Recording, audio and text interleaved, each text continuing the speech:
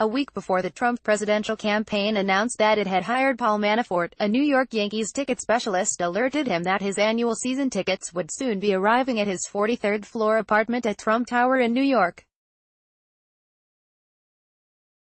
"Will you and Kathy be attending opening day?" the specialist asked in an email in late March 2016, referring to Manafort's wife. "Yes, Kathy and I will be attending," Manafort replied. The 4 seats, prime spots behind the Yankees dugout, with access to the owner's suite, cost $210,600 for the season. But Manafort did not have the money to pay for them. 6 months later, he still had not paid the American Express bill that included the charge. Story continues below. Advertisement: he did not have money to make payments on the $5.3 million loan he had just taken out against his Brooklyn brownstone, either, which was heading toward foreclosure as he ran the Trump campaign. His political consulting firm was at least $600,000 in debt and had not a single client after taking in more than $60 million in 5 years from the Ukrainian oligarchs funding the country's pro-Russia president.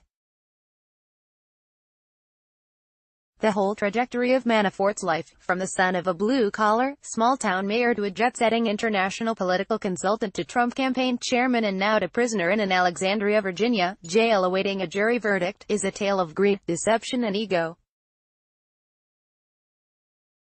His trial on 18 charges of bank and tax fraud has ripped away the elaborate facade of a man who, the story went, had moved the swimming pool at one of his 8 homes a few feet to catch the perfect combination of sun and shade, and who worked for the Trump campaign at no charge to intimate that for a man of his fabulous wealth, a salary was trivial.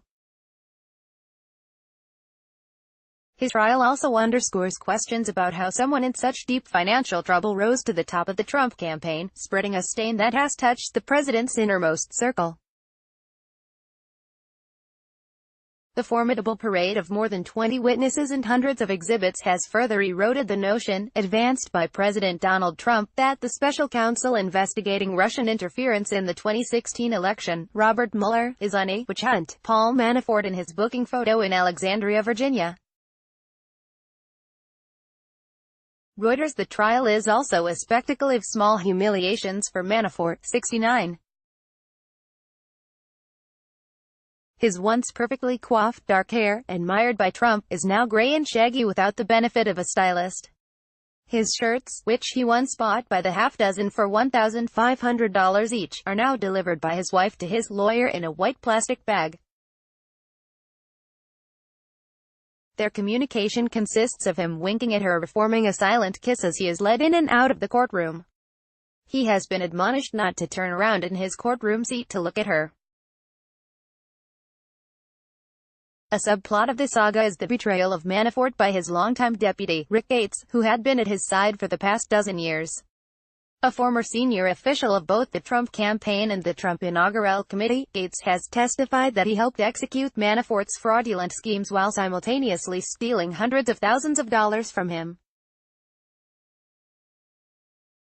Gates, 46, has pleaded guilty to 2 felony charges and is hoping that by helping Mueller prosecute Manafort, he might receive probation despite the long list of additional crimes with which he has been charged. On the witness stand Tuesday, he sneaked a furtive glance at Manafort at a moment when his former boss was looking at his notes. Some of Manafort's associates now say they had predicted that greed would be his downfall.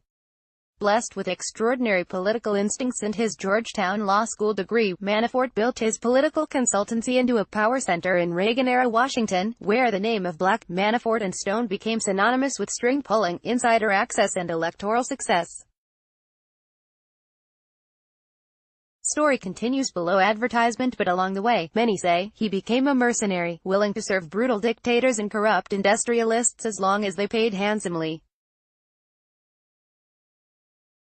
Rita Levinson, an international lobbyist who worked for Manafort from 1985 to 95, said she initially accepted his explanation that he served strong men to push them closer to Western democratic ideals.